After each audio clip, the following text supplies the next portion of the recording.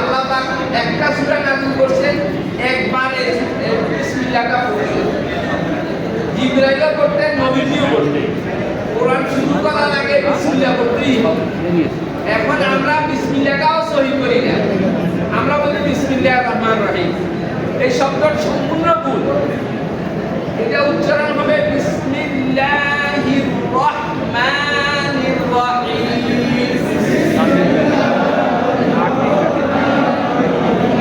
বিসমিল্লাহির রহমানির রহিম।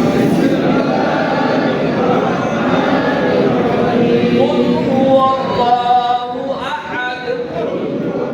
ঢাকার বেইলি রোডে অবস্থিত সার্কিট হাউস জামে মসজিদে ১০০ বছর ধরে চলছে ইফতার আয়োজন। এখানে ধনী গরিব নানান শ্রমজীবী মানুষ এসে ইফতার করছেন। মসজিদ কমিটির পক্ষ থেকে জানানো হয়, এই আয়োজন সমাজের মুসল্লিগণই করে থাকেন। এই ইফতার আয়োজনে অংশ নেন প্রায় প্রতিদিন ৫ শতাধিক মুসল্লিগণ। এই মসজিদের বয়স প্রায় ১০০ বছর উপরে। তো স্বাধীনতার পর থেকে আজ পর্যন্ত প্রায় ৫০ বছর নিয়মিত ইফতারি চলছে আর কি। তো পর্যায়ক্রমে এই এলাকার মুসল্লিরা বা বিভিন্ন মানে মানুষের কাছ থেকে অনুদানগুলি আসে। সরাসরি ইফতারের সামগ্রী ওনারা দান করে, আবার বক্সে অনেকে ইফতারের জন্য টাকা পয়সা দেয়। এই সব মিলাইয়া এই ২০০০ সালের পরের থেকে প্রায় এভরিডে ৫০০ লোক ইফতার করে এখানে রেগুলারলি। অত্র এলাকার যত মানুষ আছে যারা তার করে আর কি। এভাবেই মানে আল্লাহ পাক চালাইতেছে আর কি। আর মসজিদে আরও আনুষঙ্গিক আমাদের অনেক কিছুই একটু উন্নত মানের অন্য মসজিদ থেকে আর কি। এটা আমরা এখানে সাপ্তাহিক ২ দিন ইফতারও করাই সারা বছর। মঙ্গলবার দিন তাফসিরের মধ্যে নাস্তা দেওয়া হয়। মুসল্লিদের জন্য সবসময় পানির ব্যবস্থা করা হয়। মসজিদের জন্য টয়লেট সব কিছু অন্য মানে মসজিদ দেখলে আপনি বুঝতে পারতেছেন কী অবস্থা এটার মধ্যে, আলহামদুলিল্লাহ। এরপরে আবার আমরা এরই মধ্যে মাদ্রাসা একটা করছি। এখানে ১০০ উপরে ছেলেপেলে আছে, তারাও এই সম্পূর্ণ এই ইয়ের মধ্যে সংযুক্ত থাকে।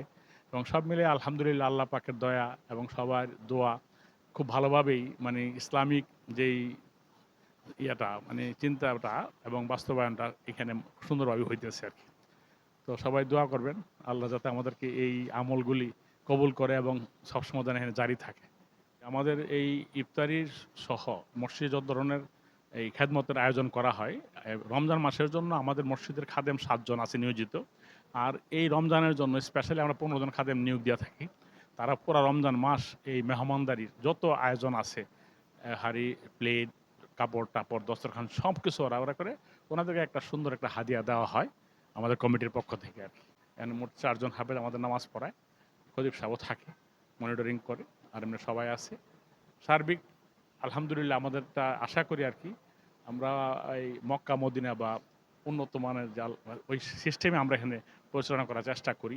আপনি ভালো করে জানেন যে মসজিদে বাংলাদেশের সর্বোচ্চ পর্যায়ে মাননীয় মন্ত্রী সাহেবরা, জাস্টিস সাহেব এবং সচিব সাহেবরা মোটামুটি সবাই এখানে নামাজি, জুমা ওয়াক্তে বিভিন্ন সময় এখানে করে নামাজি মুসল্লি। সেই হিসাবে এটার মান সবকিছুই উন্নত মানের, এবং তারপর আমরা চেষ্টা করি যাতে মান এবং সবকিছু ঠিকঠাক থাকে আর কি।